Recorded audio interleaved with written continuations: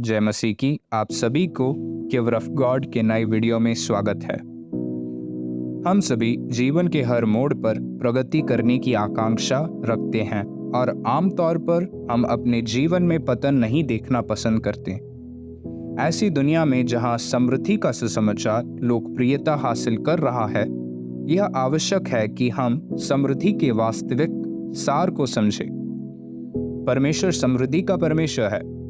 उसने स्वर्ग में अच्छी चीजों का वायदा किया है। इसलिए यदि हमारा संदेश स्वर्ग के मार्ग से जुड़ा हुआ है, तो क्या हम समृद्धि के सुसमाचार का प्रचार नहीं कर रहे?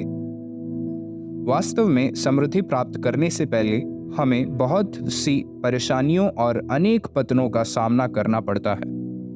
आइए इस्राएलियों के जीवन पर नजर डालें, जिन्होंने कई वर्ष तक समृद्धि का इंतजार किया, लेकिन जीवन में हमेशा पतन ही देखा।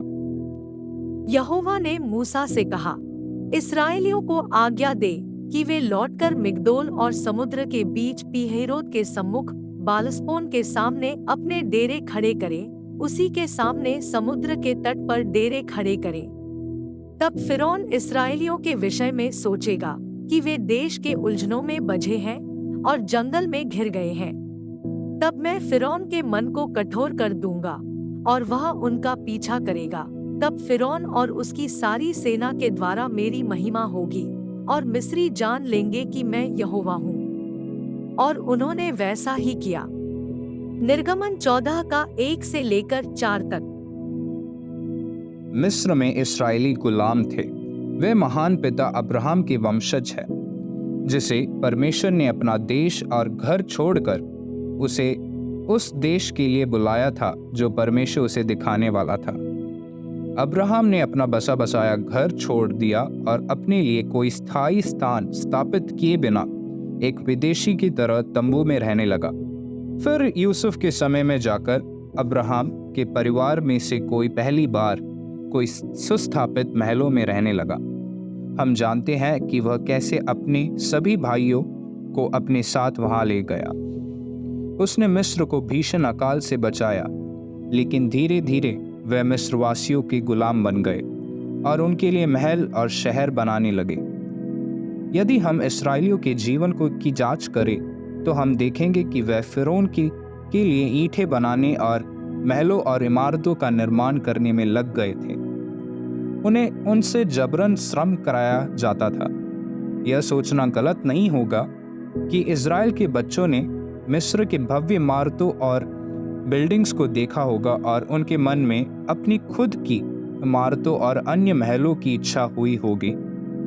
उन्होंने सोचा होगा कि हम अपने लिए ये सब कब बनाएंगे, हम कब तक दूसरों के लिए कब तक काम करते रहेंगे।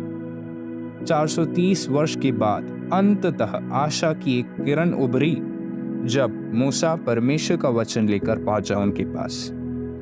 मूसा उन्हें मिस्र से छुड़ाकर ले आया। जब मिस्र छोड़ने का समय आया, तो उन्हें कड़वी सच्चाई का सामना करना पड़ा कि उन्हें ईंटों से बनी सभी बनावटों को छोड़ना पड़ेगा और उसके बजाय तंबू में रहना है। इससे उनके जीवन शैली में गिरावट हमें दिखाई पड़ती है। उनकी सारी उम्मीदें टूट गई। फिर भी इस बात से कुछ राहत मिली होगी कि परमेश्वर उनका मार्गदर्शक है। परमेश्वर के स्वर्गदूत दिन में बादल और रात में आग बनकर रेगिस्तान में रास्ता दिखाते हुए उनके साथ था। हालात तब और बदतर हो गए जब यह परमेश्वर उन्हें स्पष्ट दिशा में जाने के बिना एक ही जगह घुमाने लगा। इसी तरह हमारे अपने जीवन में जब हमें पता चलता है कि परमेश्वर बिना किसी लक्ष्य के हमारे मार्गदर्शन कर रहा है, तो हम अक्सर खुद को परमेश्वर के खिलाफ शिकायत करते हुए पाते हैं। हमने अपने प्रयासों के कारण परमेश्वर से महत्वपूर्ण आशीषों की आशा की होगी।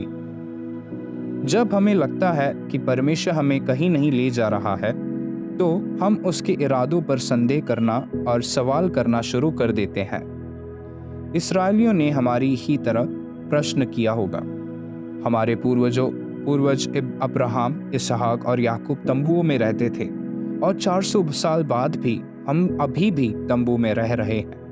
हमारा परिवार क्या इतना शापित है? कब जाकर हमें आशीष मिलेगी? लेकिन सच्चाई ये है कि परमेश्वर ने हमें अपने दुश्मनों को आकर्षित करने के लिए रेगिस्तान में भटकने दिया है। यह आकर्षण अंततः उनका संपूर्ण विनाश कर देगा। हमें लग सकता है कि परमेश्वर हमारे संघर्षों से अनजान है, उसे कोई परवाह नहीं है, पर सच्चाई ये है कि वह तंबू में रहने वाले पीढ़ी की बहुत परवाह करता है। यहोवा ने यह सुनिश्चित किया कि इस्राएलियों की भावी पीढ़ी इस संघर्ष को याद रखे, इसलिए परमेश्वर ने तंबुओं का पर्व रखा और प्रतिवर्ष 7 दिन तक यहोवा के लिए पर्व माना करना, यह तुम्हारी पीढ़ी पीढ़ी में सदा की विधि ठहरे कि 7वें महीने में यह पर्व माना जाए।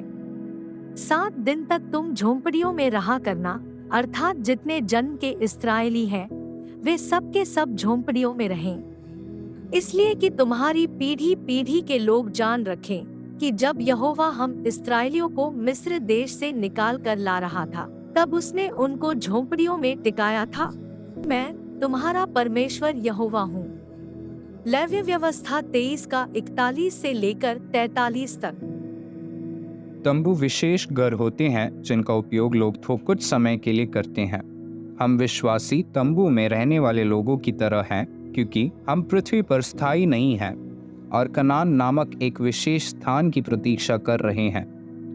हमारे लिए अपने तंबू की देखभाल करना महत्वपूर्ण है ताकि हम कनान तक पहुंच सकें।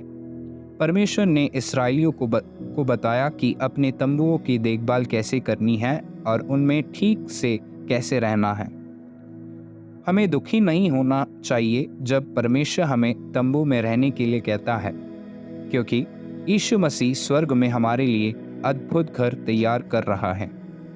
कभी कभी अपने तंबू को हिलाना थका देने वाला हो सकता है, लेकिन हर बार जब हम ऐसा करते हैं तो हमारे दुश्मन डर जाते हैं। धन्यवाद।